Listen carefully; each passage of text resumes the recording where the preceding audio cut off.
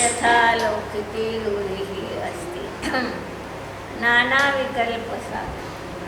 लौकिक रूढी तर नाना विकल्प स्वरूपाच्या असणार आहे. आपल्या आपल्या देशाला आपल्या आपल्या समाजाला अनुसरून नाना प्रकारच्या लौकिक रूढी जगात आहे म्हणतात. निस्सारही, पण त्या सगळ्या लौकिक रूढी कशा निस्सार आहे म्हणजे वस्तुतः त्यामध्ये धर्मही नाही, नीतीही नाही, काहीच नाही. कुंभी अथा अनिष्ट फलप्रदाहा. आणि त्या लोकमूर्तीचा आश्रय करणारा जो आहे त्याला अनिष्ट फलप्रदा. फळ जे मिळणार आहे ते अनिष्ट फलाला देणारी अशी आहे. लोकमूर्ता देखील जीवाला नियमाने मिथ्यात्वात घट्ट करणारी आहे आणि म्हणून ती देखील अनिष्ट फलप्रदा आहे.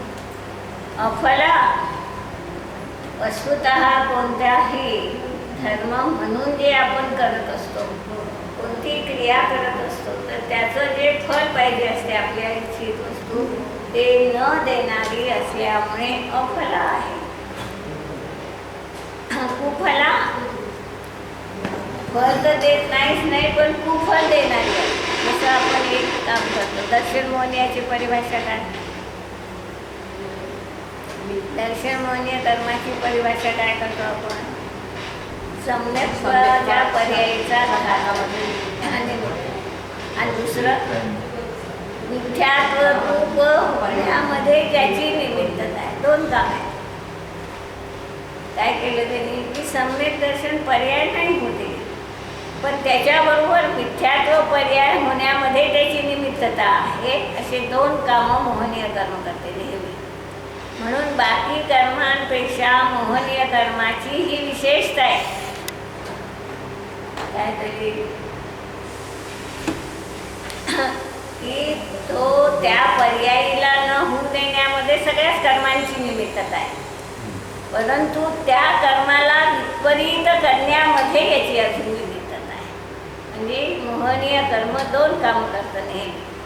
ती पर्याय तर होऊ देतच नाही आणि त्या पर्यायीला विपरीत बनण्यामध्ये निमित्तता त्याची तसं इथंही हे दोन शब्द ठेवले त्यांनी. अफला कुफला. ती फल न देणारी आहे परंतु कुफलाला देणारी नियमाने आहे. जर मिथ्यात्व सहित आहे ती रूढी तर कुफलाला देणारी आहे. हे तो शून्य.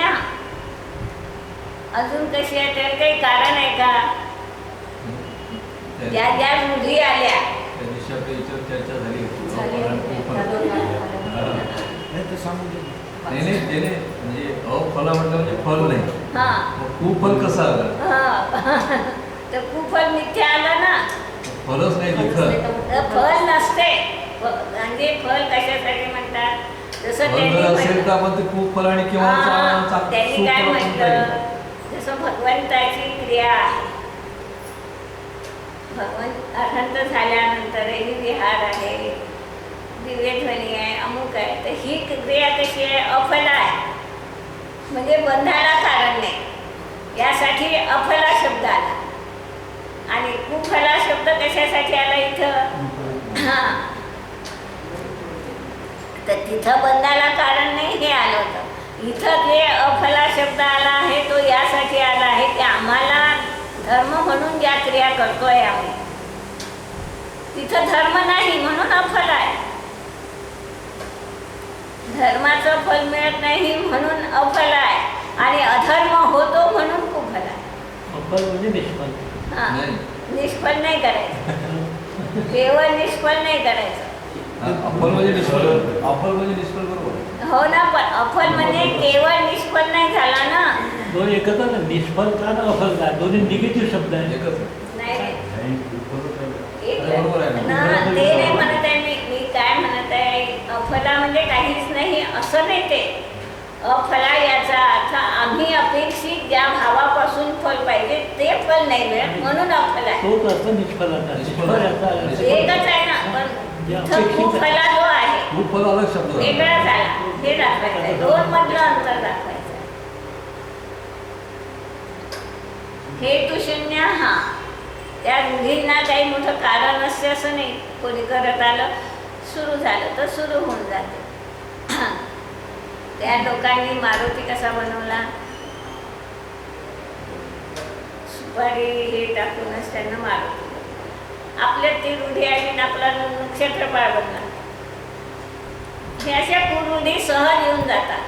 लौकिक रूढी ज्याला आपण म्हणतो की त्याचा वस्तुतः काही हेतू नसतो, परंतु त्या सहज आलेल्या योगापहारिणी, योगाला अपहरण करणारी आहे, म्हणजे आपल्या ध्यानाला विचलित करणारी अशी आहे. नुसत्याच्या एकदा धरली की सोडणं कठीण आहे.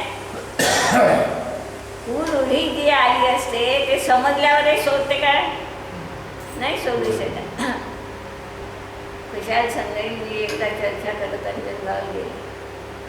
ते देवीची पूजा करणं कसं वा चुकीचं आहे, आगमाच्या प्रतिकूल आहे, याच्यावर आमची चर्चा झाली.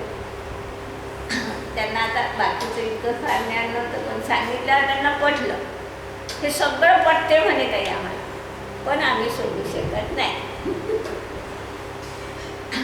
आता म्हणजेच काय झालं, त्याला एवढं घट्ट पकडलेलं असते माणसांनी की दुसऱ्याच्या ती दुसऱ्याच्या त्यांचं ते झालं. जसं आता आपल्याकडे तो कोणाला सांगितलं तर मूर्तीवर दूध दही ढाळल्यानं मूर्ती खराब होते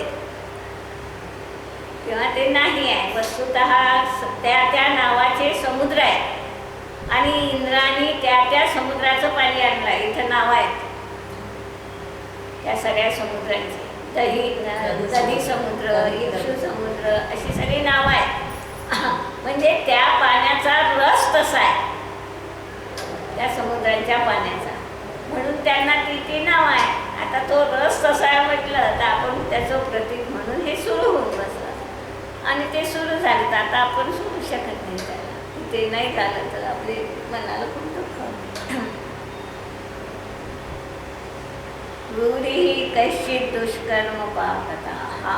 आणि ह्या सगळ्या लौकिक रूढी का आल्या म्हणतात तर पापकर्माच्या उदयात आलेल्या. हे मिथ्यात्व कर्माचा उदय असताना ह्या गोष्टी येणाऱ्या असतात. यहाँ संक्षेप में मिथ्या दृष्टि के किस प्रकार की लोकमूर्ता होती है उसके स्वरूप पर प्रकाश डाला गया है. इसका विशेष खुलासा रत्नकरण में किया है. यहाँ बताया है कि धर्म मानकर नदी या समुद्र में स्नान करना, बालू या पत्थर पर ढेर लगाना, पहाड़ पर से गिरना और अग्नि में प्रवेश करना, यह सब लोकमूर्ता है. वास्तव में धर्म जीवन संशोधन के हेतु राग द्वेष और अज्ञान के कम करने से होता है. वास्तविक धर्म जीवन संशोधन के हेतु नदी में स्नान करने से कुछ राग द्वेष की कमी नहीं होती. इसी से ऐसी क्रियाओं को लोकमूर्ता कहा है. तात्विक दृष्टि से हमें और भीतर जाना होगा और देखना होगा कि जैन परंपरा में क्या ऐसी मूर्ता प्रवेश तो नहीं कर गई है. यदि हम भीतर घुसकर देखते हैं तो ज्ञान होता है कि प्रकारांतर से यह मूर्ता तो हमें भी घर कर चुकी है. 13 पंथ और 20 पंथ इसकी उदाहरण है. धर्म न तो 13 पंथ है और न 20 पंथ है. वे पंथ को जनता को तात्विक दृष्टि से हटाकर लौकिक रूढ़ी में फंसा कर रखते हैं. फिर भी अज्ञानवश इनका समर्थन किया जाता है. मुख्य प्रयोजन तो जिन प्रतिमा का आलंबन लेकर राग द्वेष और अज्ञान को कम करने का होना चाहिए, उसमें पंथ की ऐसी कोई बात नहीं है. आत्मशुद्धि का संबंध न तो पंथ से है और न फल फूल आदि से है. जो भगवान कथित मार्ग पर चलता है वही वास्तव में 13 पंथ है. 13 म्हणजे आपला भगवंताचा. नाही तुझा पंथ आहे. म्हणजे तुझाच म्हणजे कुणाचा 13. भगवान के पाद में गंध लगाने और सचित्त वस्तु के चढ़ाने से क्या लाभ, इसलिए कर्तव्य परिणामों की सम्मान का होना चाहिए. भगवान के पंथ को छोड़कर अन्य का आग्रह करना उचित नहीं. अन्य सब पंथ तो जितने छूटते जाए उतना ही अच्छा है. इस प्रकार हम देखते हैं कि अमूर्त दृष्टियान उस तमाम लोकाचार का निषेध करता है जो मुख्यतः जीवन संशोधन में हेतु नहीं है. ज्या सगळ्या ह्या रूढी आल्या त्या सगळ्या लोकमूर्तेच गेलेल्या असणार. आणि मग स्वतः खुलासा केलाय तो की गंध फुलं वस्तू भगवंतावर चढवणं. अदेवे देवबुद्धी स्यात् अधर्मे धर्मधीर्य अबुधो गुरुबुद्धिर्या ख्याता देवादिमूढता. अदेवे देवबुद्धी, अदेवाच्या ठिकाणी देवबुद्धी. अदेव म्हणजे कोण? देवगतीतले देव त्याचे अदेव म्हणजे. सुदेव कोण झाले? अनंत सिद्ध. कुदेव कोण झाले? बाकी सगळे रागी द्वेषी मध्ये असणारे सगळे. आणि अदेव कोण झाले? हे देवगतीतले देव हे अदेव आहे. दोनच प्रकार ना, सुदेव आणि अदेव. कुदेव आहे ना तिसरा. सुदेव म्हणजे माझा मिथ्या दृष्टी इतर लोकांचे देव आणि घेतले. अदेव हे कसे आहे? काही सम्यक दृष्टी असतात ना, त्यांना पुऱ्यांना कुदेवात नाही टाकताय. कुदेव म्हणजे आपण मिथ्या दृष्टी जर अर्थ केला तर ते बसत नाही. काही सगळे देव काही कुदेव असतात असं नाही. देव काही मिथ्या दृष्टी असतात म्हणून एक तिसरा प्रकार केला. पण वस्तू नाही नाही. देवगतीतले जे जीव असतात, देवगतीतले जे देव आहे ते देव तर नाही. देव म्हणजे अनंत भगवान. अनंत सिद्धाशिवाय दुसरा कोणताही देव नाही. एवढी पक्की श्रद्धा पाहिजे सर्व आपल्याला. घोटाळा देव शब्दाने केला. हा, देव हा. शब्दाने केला. त्याचा प्रॉपर अर्थ त्यांना कळला नाही, आपण सांगू शकलो नाही. देव शब्दाचा अर्थ 18 दोषांनी रहित तो देव याची व्याख्या पाठ केली आहे. पण देवगतीतल्या जीवांनाही देव म्हणतात. त्यांना घोटाळा झाला. नाही झाला त्यांना. मान्य घोटाळा केलं. नाही झाला. तिथं एक गती झाली ना. अनंत भगवान गतीच्या अतीत आहे. अनंत आपण ज्यांना देव म्हणतो तेव्हा त्यांना काही गती लावतो थोडीच. ते ह्याच्यासाठी केले की या दोन मध्ये ही लोकांचा जो विकल्प आहे अदेव आणि कुदेवा. अदेवाला कुदेवात टाकू नका हे म्हणणं असते त्यांचं. अदेवांना कुदेवात टाकू नका. कुदेव म्हणजे इतर लोकांचेच देव फक्त. नित्य हा, दृष्टीने थोडक्यात. परंतु छडाला कारणे देखील अदेवांना कुदेवात असतात. त्यांनी कसं म्हटलं म्हणजे पुढची जागा त्याच्या पुढचा आहे. त्याच्या पुढचा आहे ना गदाधियुत चिन्ह चिन्ह. रागाद सहित गदाधियुत चिन्ह चिन्ह. गदा हा म्हणजे हे कुणाजवळ आहे? आपल्याजवळ वनिता सहित आहे. देव हे जे देवगतीतले देव आहे यांच्याजवळ वनिता आहे आणि गदाधिक चिन्हही आहे. आणि म्हणून त्यांच्या दृष्टीत तर ते कुदेवातच आहे. यात प्रश्न नाही.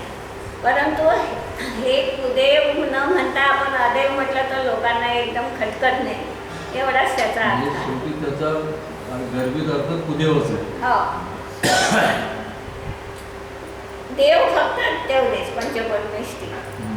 नऊ देव बाकीच्यांना तुम्ही म्हणजे देव म्हणा का अदेव म्हणा. स्वर्गातले देव सुद्धा ते कुदेवामध्ये येतात येतात. असं म्हणायचं.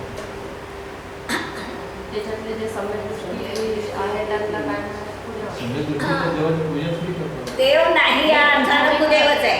पूजा नाही करत, पण देवगतीतला जीव इतराग नाही या अर्थानं कुदेव आहे. सम्यक दृष्टी आहे या दृष्टीनं पाहायचं असेल तर ते सम्यक दृष्टी आहे म्हणून त्याला अदेव म्हटलं. जसं एखाद्या दगडाला शेंदूर लावलं त्याला पूजन नाही केलं तो अदेवच झाला ना. हा? एखाद्या दगडाला शेंदूर लावून जर पूजा केली तर तो अदेवच झाला ना. अदेव कसा काय? अदेव तो कुदेव झाला. कुदेवच झाला. तो कुदेवच झाला ना. तुम्ही त्याला क्षेत्रपाळ मानलं का नाही? आता हा क्षेत्रपाळ हे कुदेव केला आपण. वस्तुतः त्या देवाचंही हे रूप नाही. क्षेत्रपाळ म्हणून जे आहे स्वर्गातले देव, स्वर्गातले तर नाहीच आहे, ते आहे मध्यलोकातले. मध्य लोकात लोकपाल आहे. हा हो नाही लोकपाल असं नाही. हे सौधर्म इंद्र वगैरे स्वर्गातलेच आहे. एक क्षेत्रपाल हा शब्द आगमात आहे का म्हणत नाही. नाही आहे ना, व्यंतर देव आहे. नाही. नाही नाही, यक्ष म्हणून जे आहे क्षेत्रपाल हा शब्दच नाही आहे. व्यंतराचे जे 8 प्रकार आहेत त्याच्यामध्ये नाही आहे. पण ते यक्षाचे ह्याच्यात मोडणारे आहे. इमॅजिनरी यक्ष जो शब्द आहे ना, यक्ष जो शब्द आहे तो क्षेत्रपालासाठी आपल्या आगमनात. कारण या मंदिरमध्ये, मधल्या मंदिरमध्ये जो आहे ना, तो वर क्षेत्रपाळ आहे आणि खाली तो यक्ष आहे. की ज्याला पुत्र जातं वगैरे दाखवलेला आहे तो यक्ष म्हणून ते म्हणतात त्याला. म्हणजे याला ही यक्ष हे नाव आहे क्षेत्रपाला. पण त्याचं हे रूप नाही. आपण जे दोन्ही केले ते चुकीचे केले. तसा त्याचं रूप नाही. त्याला ठेवायचं असेल तर देवाच्या रूपात ठेवा. आणि दुसरी गोष्ट की आज जे त्या यक्ष म्हणूनही मूर्त्या आहे कुठेही, त्या ज्या मूर्त्या आहेत त्या हिंसक आहेत. पुत्र त्या मुलाला चाटत आहे वगैरे अशा प्रकारच्या ज्या मूर्त्या आहेत त्या तर जैन तत्त्वज्ञानात अदेवातही न बसणाऱ्या अशा प्रकारच्या आहेत. तेही लोक काही मांसाहारी नसतात. हे जे देवगतीतले देव आहेत हेही मांसाहारी असत फक्त स्वर्गात नाही. नाही हे पण नसतात मांसाहारी. भवनवासी यंत्र ज्योतिष्क पण नसतात. त्यांना आहार असतो का? त्याचा आहारच घेत नाही. आहारच नसते ना. आहार हा त्यांचा अमृताचा आहार असतो. आपल्यासारखा आहार नसते. म्हणून आपल्या याच्यात किती कुरुडे आपण बसवल्या, अथया काढतो. कोण खाते ते देव कधी खाल्लंच नाही. त्यांना दाखवतो आपण. त्यांना वासना राहते फक्त मागच्या भागातल्या संस्कारामुळं ती वासना राहते तेवढी ज्ञानाची. तो काही आहारपणाच म्हटला जातो. तो आहार नाही म्हटला जातो. परंतु ते सगळे अशा कुरुडी आल्या, लोक मूर्त आल्या. आता जसं आपण काय म्हणतो ते लोक सत्यनारायण करतात. आता या आपण रूढीनं त्यांनी काय आणलं, दिनं सत्यदिनं देव आणलं. आता शेवटी आपण त्याला बदलवत चाललो, पण करतो तीच गोष्ट. तर त्या सगळ्या लोकमूर्ते जाणाऱ्या गोष्टी आहेत. नवग्रहाच्या म्हणजे तीर्थंकराचे नाव देऊन दिले कोणी ऑब्जेक्शन घेऊ नये म्हणून ते नाही. पण आधी तर हा प्रश्न महत्वाचा आहे की तीर्थंकराला नवग्रह आहे का नाही. आज कसे असणार आहे. तर मग त्या तीर्थंकरांचे तुम्ही ग्रह दाखवले कसे. दाखवूच शकत नाही ना तुम्ही. 4 कर्माचा नाश जिथं झालाय तिथं ग्रह राहिले कोणते शिल्लक. ते तर जन्म हे ग्रह वगैरे हे तर जन्माच्या वेळीचे ठरवतात ना. अरे ते ठरवले असेल पण आता त्यांचा अभाव. हे जे शास्त्र आहे आजचे, हां. तर त्या शास्त्रामध्ये हे अशा पद्धतीचं समर्थन या पद्धतीनं करतात ते. म्हणजे मी नाही करत, म्हणजे माझी चर्चा झाली तेव्हा की त्या तीर्थंकरांचा जन्म ज्या नक्षत्रावर ज्या दिवशी झालेला आहे त्यावेळी ग्रहस्थिती काय होती आणि त्याचा ग्रह कोणता ठरवला. आता ते शास्त्र हो पण त्याच्या ग्रहानं तुमचा ग्रह काही होणार आहे का. नाही. तुम्ही का त्यांना ग्रह. बरं एक गोष्ट आहे त्यांच्या ग्रहानं तुमच्या ग्रहात काही फरक पडत नाही. हां. दुसरी गोष्ट आता अर्हंत झाल्यावर तो ग्रह राहिला नाही. हे पण ते जन्माच्या वेळीचे आहे म्हणून ते त्यांच्या जन्माच्या वेळेस आता कुठं राहिले. जन्मही संपला. ते देवच नव्हते. तेव्हा देव नव्हते. नाही म्हणतायत तीर्थंकरांना नाही म्हणता येत. कल्याणिक होतात. नाही कधी देव नाही. कोणतं अरिहंत नव्हते. पण आपण तीर्थंकरांचेच कल्याणिक करतो. तीर्थंकर आहेत. नाही तीर्थंकरही नाही. तीर्थंकर 13व्या गुणस्थानात होते.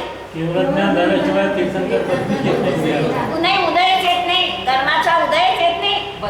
13व्या गुणस्थानातच तीर्थंकर प्रकृतीचा उदय येतो. हे तर कसं आपण भविष्यकालाचा उच्चार करून हे सगळ्या गोष्टी असतात. हां. आपण आपल्या स्वार्थासाठी सगळ्या केलेल्या गोष्टी आहेत. नाही तेव्हाही करतात. त्या काळातही जे तीर्थंकर होतात त्यांना करतात. हे आपणच करतोय असं नाही. पण ते भविष्य कालाची स्थापना करून करतात. वस्तुतः ते तीर्थंकर नसतात. बंध राहत असेल तीर्थाचा प्रकृतीचा बंध राहत असेल. हां बंध आहे. उदय नसतो. बंधाच्या दृष्टीनं तीर्थंकर म्हटल्या जाते. वस्तुतः ते असं म्हणायचं का की जोपर्यंत तीर्थंकर असूनही जोपर्यंत ते व्रत घेत नाहीत आणि दीक्षा अंगीकार करत नाहीत तोपर्यंत दीक्षा काय. दीक्षा घेतल्यावरही तीर्थंकर नाही. ज्या जाती धर्माचा नाश जेव्हा होतो म्हणजे केवळ ज्ञान जेव्हा प्राप्त होते तेव्हा ते तीर्थंकर. मान्य आहे. पण जोपर्यंत मुनी दीक्षा त्यांची होत नाही तोपर्यंत त्यांच्यामध्ये ही पूजनीयत्व नाही. नाहीच आहे. माहित आहे, तो बरोबर. जोपर्यंत पूजनीयता नाही, दीक्षा झाल्यानंतरच मुनी मुनी म्हणून त्यांच्या हां. आणि म्हणून मी हे सांगत असते की वस्तुतः ते तीर्थंकर नाही, देव झाले नाही आणि तरी देखील स्त्रियांनी अभिषेक केला नाही. आपल्या इथं या जन्मकल्याणिकाचा पट जो दाखवला गेला आहे तिथं सगळे इंद्र उभे आहेत पायऱ्यांवर. तर माहीत असेल की एकही इंद्राणी नाही अभिषेकाला, अजून तीर्थंकरच नाही झाले. तर हा महत्त्वाचा भाग आहे की तेव्हाही स्त्रिया अभिषेक करू शकत नाही. भगवान झाल्यावर तर प्रश्नच नाही, करताच येत नाही. पण ते सांगायचं कोण की इंद्राणीने अभिषेक केला, कुणाचा केला हे माहिती. हां. इंद्रायणीला अभिषेक केल्यावर दाखला कशाचा देतात? इंद्राणीनं आपल्या बाळाचा केला असेल. नाही नाही, इंद्राणीने अभिषेक केला कसा ते दाखवलाय. समुद्रातलं पाणी कळस वाहून दिलाय तिथपर्यंत. इंद्राच्या हातापर्यंत कळस वाहण्याचं काम केलं त्यांनी. कळस वाहन आपल्या पटावर ते सगळं आहे. आहे ते दाखला देतात. काय तेच देतात ना, इंद्राणी बरोबर असते पण इंद्राणी हे नाही करू शकत. आता ते म्हणजे तिथेही त्यांचा प्रश्न आहे, आणलं कोणी? इंद्राणीनंच आणलं ना. तर तिथं इंद्र जाऊ शकत नाही त्या काळात. तिच्या कक्षेमध्ये नयन कक्षेमध्ये मातेच्या इंद्र पुरुष जाऊ शकत नाही आणि म्हणून इंद्राणी गेलेली आहे. म्हणजे तोही नाईलाज म्हणून गेली आहे. म्हणजे ही मर्यादा त्यांनी त्या काळी पाळली. म्हणजे पांडुशिलेवर बाळाचा अभिषेक होतो तर इंद्राणी करत नाही आणि आता आपण तर तीर्थंकराचा अभिषेक करतो झाल्यावरचा. म्हणजे हां, हे अशाच देवमूर्तीत आलं नाही की आपल्याला देव काय हे समजला नाही. हे जे असतात त्यांनी मला परवा काय नाव आहे एकदाच महाराजांनी म्हटलंय अभी वो तीर्थंकर नहीं हुए है. म्हणजे तर त्यांनी तेच सांगितलं होतं की ह्या दोन कल्याणिका आमचं काही नाही, हे तुमचं आहे, गृहस्थांचा है, गृहस्थांचं आहे. दीक्षा कल्याणी दीक्षा होने के बाद हम हमारा देखेंगे हमारा क्या काम करना है, है. हमारा अभी कुछ काम नहीं है, तुम्हारा काम है. आता ते थांबतात हा भाग वेगळा. नहीं, त्यांनी ते पुढं तेही जाऊन सांगितलं हम तो केवळ प्रवचन के लिए आ रहे हैं. हां, पण ते त्याच्यात होतात थोडे नाही होत असं नाही, पण आता ते लोकांसाठी होतो. परंतु वस्तुतः त्याच्याशी काही संबंध नसतो, कारण ते तीर्थंकर नाहीच ना, म्हणजे मुनी नाही. ते त्यावेळी त्यांना नमस्कार सुद्धा नाही करू शकत. नाही, दीक्षा झाल्यावरच नमस्कार करतो. ते दीक्षा झाल्यावरच नमस्कार करतात, तुम्ही दीक्षा झाल्यापासून तोपर्यंत नमस्कार नाही करत. दीक्षा झाल्यापासून नमस्कार करतो. हां, आपण एखाद्या वेळी करू शकतो सम्यक दृष्टी म्हणून, पण ते नाही करू शकत.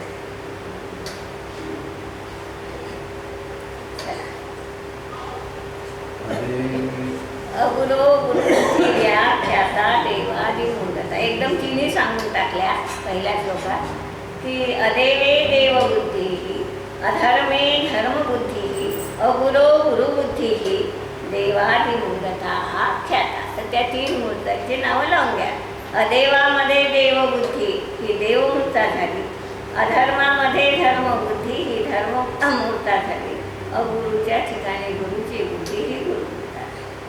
कुदेवाराधनं कुर्यात् ऐकश्रेयसे बुद्धी लोकोपचारत्वात्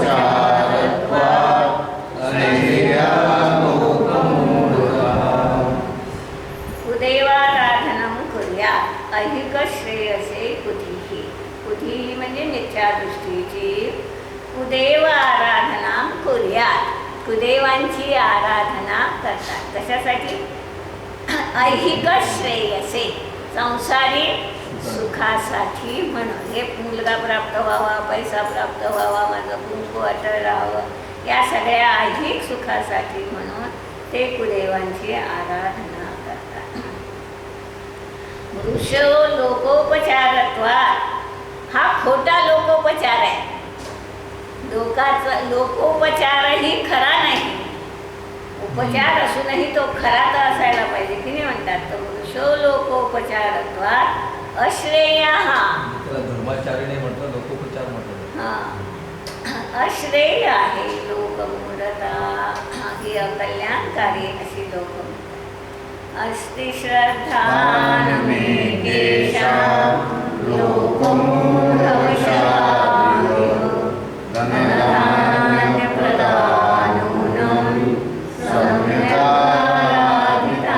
विद्याम् अपरेभ्यः कामं देवानिच्छन्ति दुर्दया सदोषापि निर्दोषा इव प्रज्ञापराजिता. नोक्ता तेषां समुद्देश प्रसंगादपि संगता लब्धवर्णो न पूर्याग्रे निस्सारं ग्रन्थविस्तरम्.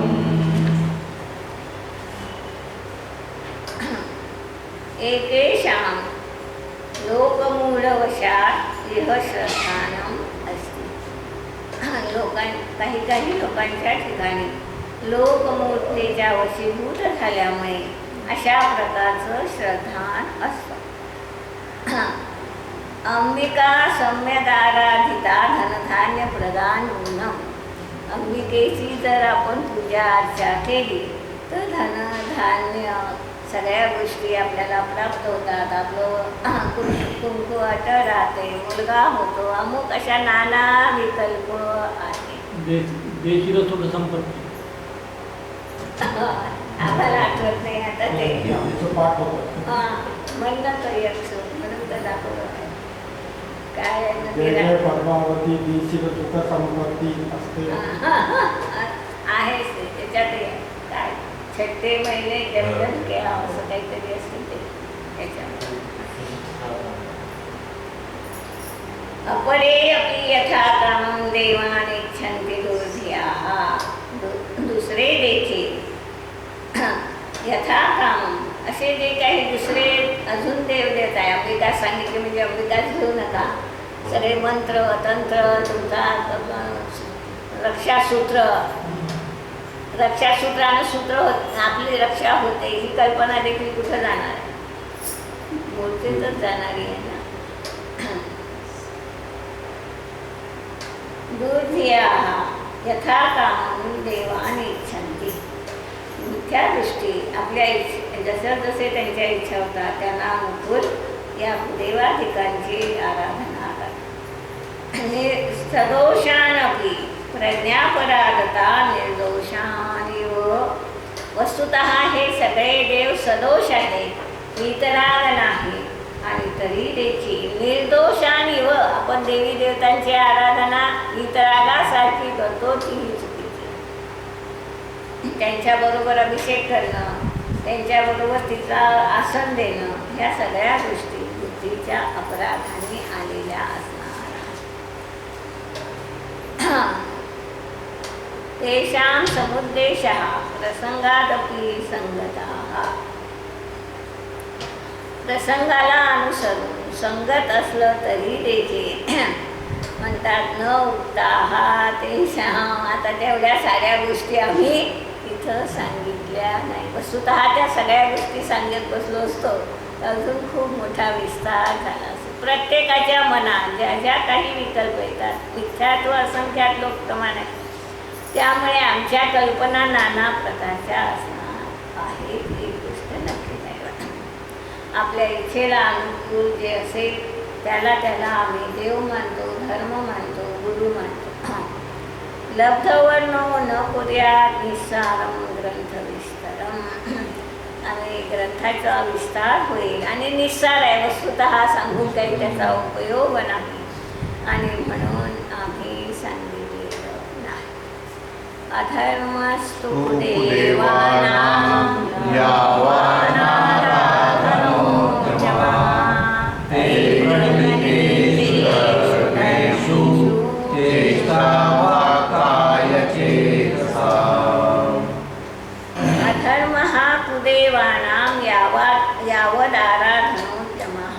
कुदेवांचे कुदेव कुधर्म कुगुरु या सगळ्यांच्या आराधनेसाठी जो आमचा प्रयत्न आहे, जो आमचा पुरुषार्थ आहे म्हणतात, तो अधर्म हा, तो नियमाने अधर्म आहे. काय कळालं? काय कळालं? देवासाठी असणारे जे सगळे जे आपले जे क्रिया जेवढे आहेत, कुदेव कुधर्म कुगुरु आहे त्यांची सगळ्यांच्या आराधनेसाठी जो आमचा काही प्रयास असतो, जो प्रयत्न असतो, तो सगळा अधर्म आहे. प्रणीतेषु तैहि वाकाय चेतसां चेष्टा धर्मेषु.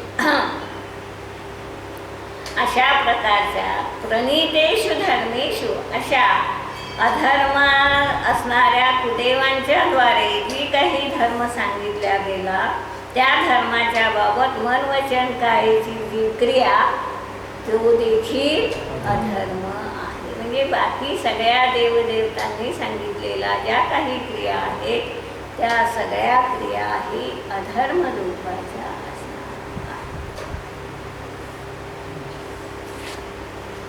देव शब्द मुख्यतः 3 अर्थों में प्रयुक्त होता है. एक देवगति है, इसलिए उस गति के सब जीव देव कहलाते हैं. दूसरे, अपने से बड़े पुरुषों के लिए भी देव शब्द का प्रयोग किया जाता है. और तीसरे, जिन्हें को आदर्श मानकर जीवन निर्माण कार्य में लगते हैं, उन्हें भी देव कहते हैं. प्रकृति में मुख्य प्रकरण जीवन निर्माण का है, इसलिए यहाँ पर ऐसे व्यक्ति विशेष के लिए ही इस शब्द का प्रयोग किया गया है, जो जीवन निर्माण में हमारा आदर्श हो सके. इस दृष्टि से अरहत और सिद्ध ही देव माने जा सकते हैं. आमचा आराध्य काय, वितरागता जर आराध्य असेल तर आमच्या दृष्टीत देव फक्त एवढेच, बाकी नाही. इनके सिवा दूसरों को देव मानना देव मूर्ता है. प्रकृति में ऐसी मूर्ता की ही चर्चा की गई है. भीतर और बाहर यह मूर्ता स्वतंत्र घर किए हुए है. सर्वत्र गर्दी. जो आत्मधर्म के अनुयायी नहीं है, वे तो इस मूर्ता के वशीभूत है ही, किंतु जो अपने को आत्मधर्म के अनुयायी मानते हैं, वे भी इसके पराधीन हो रहे हैं. यह महान आश्चर्य की बात है. काय कळालं? आत्मधर्म के अनुयायी नाही म्हणजे काय? जे जैन धर्माला न मानणारे आहेत ते तर झालेच. आम्ही जैन धर्माला मानणारे, आत्मधर्माला मानणारेही तिकडे गेलो. हे महत् आश्चर्य आहे. जैन परंपरा में इस मूर्ता ने अनेक प्रकार से अपना अड्डा जमा लिया है. नवग्रह की पूजा यहाँ होने लगी है. शासन देवता की स्थापना और मान्यता यहाँ की जाती है. यदि सच कहा जाए तो वर्तमान में सर्वत्र सकाम पूजा का ही बोलबाला है.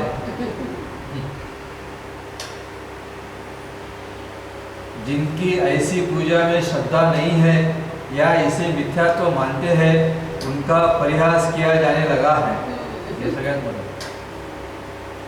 जैन तत्वज्ञान का यह सार है कि अन्य अन्य का कर्ता नहीं होता, पर कर्ता रूप से वितराग देव की उपासना यहाँ की जाने लगी है. द्रौपदी को चोर बढ़ावे, चीर बडाव म्हणजे कपडा. चीर चीरच आहे तिथं. थोडं हे सुटलं आहे. चीर आहे. द्रौपदी को चीर बढ़ायो, ऐसे कर्तावादी पूजा पाठ या स्तुतियों को यहाँ उत्तरोत्तर प्रधानता मिलती चली जा रही है. पूजा के अंत में विसर्जन किया जाने लगा है और जिनेंद्र देव से प्रार्थना की जाती है कि हमने आपको भक्तिभाव से पूजा की, अब कृपा कर अपना पूजा का हिस्सा लेकर अपने स्थान पर पधारिए. पूजा का फल हमें दीजिए. बाकी आप अपनी जगह पर रहिए. म्हणजे हे विसर्जन विसर्जन तर पहिल्यापासूनच हा.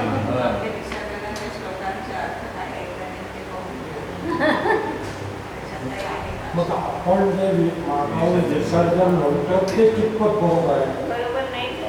मग केव्हा आरती तरी कुठं मग तसं आरती बसत नाही. नाही, भगवंताची आरती आहे. गुरूंची आरती नसते. गुरूंची आरती करतो करतो ते चुकीचं आहे. गुरु विसर्जन भगवंतांची आपल्या- आरती बसत नाही कुठं. हो. गुणगान आहे. हो. हा तेवढं चालते ते स्तुती म्हणूनच होते. मग आता खरे देव खरे गुरुशास्त्र मग त्याच्यामध्ये गुरूंची चालते. काय? जर त्या अर्थानेच घ्यायची असेल तर नाही नाही हा गुणगान या अर्थाने नाही घ्यायची असेल तर नाही ती एक लक्षात घ्यायचं आहे का की त्याचं उत्तर देते की गुरूंची आरती गाणे देव आणि गुरूंमध्ये तेवढाच अंतर केला. देवाचं अष्टक होते, गुरूंचं अष्टक होते, पण देव गुरूंपेक्षा मोठे आहे म्हणून आरती नाही गुरूंची. तुम्ही इथे पहा गुरूंचं अष्टक देता कधीच आरती नसते. ते आरती देवाच्या इथे असते, गुरूंच्या पूजेला आरती नाही. जोपर्यंत आपण ते डिफाईन करत नाही, रती शब्दावरून अरती, अरती शब्दावरून आरती असं काहीतरी डिफाईन केल्याशिवाय बस नाही ते गुणगान तुम्ही तो समानार्थी शब्द आहे पण त्याचे व्युत्पत्ती अर्थ काय आरती याच्यामध्ये व्युत्पत्ती अर्थ हा एक प्रश्न एक शंका येते ना बाबा, मग गुरुचं गुणगान करायला काय अर्थ? काय अडचण आहे. मी ते सांगून राहिले ना. नाही नाही नाही नाही लोकमूर्तीचं प्रकरण चालू नाही, आहे. या नाही. सगळ्या गोष्टी लोकमूर्तीतच नाही नाही बसतात. त्यातच फरक एवढाच करायचा आहे, गुरु त्यांच्यापेक्षा श्रेष्ठ नाही. दोघांमध्ये अंतर दाखवायचं आहे. सगळ्यात महान भगवान आहे, मग गुरु आहे. ते गुरु तर गिनवानीच्या खाली आले हो, ना, मग म्हणून शास्त्रानंतर आरती नाही. गुरु आहे. हा म्हणून आरती नाही केली म्हणजे त्यांच्या खालचे आहे हे सहज लक्षात नाही, आलं. पण आरती आमचा विषय तो नाही ना गुरुची करायची की नाही. माझा तर विषय हा आहे की तीर्थंकरांची तरी आरती करायची काय. ते डिफाईन केल्याशिवाय नाही होणार. तुम्ही पहिले डिफाईन करा चला ठीक आहे ठीक आहे. चला, आरती बरं. म्हणजे काय मग नाही, त्या रूढीला काही फारसा आपल्या बाधा येत नाही नाही. हा हा जिथं आपल्या सम्यक्त्वाला बाधा येत असेल, मिथ्यात्व होत असेल, त्या गोष्टीचा आपण खूप विचार करतो. ज्या गोष्टीनं येत नाही त्याला काही विचार करण्यात अर्थ नाही. पण बस. शेवटी गृहस्थांसाठीच आहे या गोष्टी. त्याच्यामुळं त्यावर इतकं हा हे करू नये. हा. ते ठीक आहे इथपर्यंत तर बिलकुल बरोबर आहे. गोष्टी आपल्या मिथ्यात्वाला गोष्ट नाही ना ती गोष्ट तर चालते. ठीक आहे. जैन तत्वज्ञान का यह सार है कि अन्य अन्य का कर्ता नहीं होता, पर कर्ता रूप से वितराग देव की उपासना यहाँ की जाने लगी है. द्रौपदी को चीर बढ़ाए ऐसे कर्तावादी पूजा पाठ या स्थितियों को यहाँ उत्तरोत्तर प्रधानता मिलती चली जा रही है. पूजा के अंत में विसर्जन किया जाने लगा है और जिनेंद्र देव से प्रार्थना की जाती है कि हमने आपको भक्तिभाव से पूजा की, आप कृपा कर अपना पूजा का हिस्सा लेकर अपने स्थान पर पधारी. और मज़ा यह है कि यह सब धर्म समझकर कराया जाने लगा है. इसलिए यह तो कहा नहीं जा सकता है कि केवल विष्णु या महादेव जैसी सकामी देवों की पूजा करना ही देवमूर्ता है. यह तो ठीक है कि चाहे विष्णु या महादेव हो या चाहे पद्मावती या भैरव, सकामी और राग द्वेष से मैले देव की पूजा करना मात्र देवमूर्ता है. पर साथ ही वितराग देव की पूजा अन्यथा प्रकार से करना भी तो देवमूर्ता मानी जानी चाहिए. आपल्या वितराग देवाची ही पूजा वितराग देणं नाही झाली पण तीही देव. इस मूर्ता की और हमारा कहाँ लक्ष्य है. आता आपण सिद्धचक्र विधान करतो, मग हेतू काय आहे लोकांचे. मग आता ती पूजा तर सिद्धाची केली ना आपण, पण त्याच्या पाठीमागे जर तो हेतू असेल की आपलं काही पूजाच नाही आहे. हां असं आहे ते मिथ्यात्व. ये है. त्याप्रमाणे बाकीचे जे अन्यथा प्रकार से म्हणजे सगळ्या सरागतेला जर पूजा आली वितराग देवांची तर सगळं त्याच्यात आलं.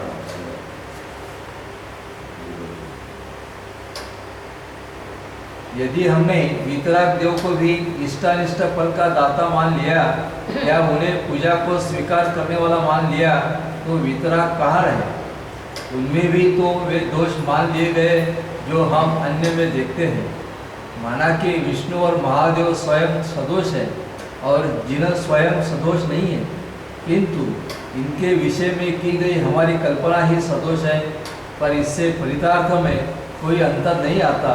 अतः अंदर बाहर फैली हुई इस मूर्ता का विचार कर सम्यक दृष्टि को ऐसी मूर्ता से बचने का प्रयत्न करना चाहिए. एक वाक्य महत्वाचं. विष्णु महादेव स्वयं सदोष है और जिन्ह स्वयं सदोष नहीं है, किंतु उनके विषय में की गई हमारी कल्पना सदोष है. ते तर अगदी बरोबर आहे. एवढं वाक्य म्हणा. त्याच्यात सम्यक दृष्टी को ऐसी मूलता से बनते हैं. तर सम्यक दृष्टी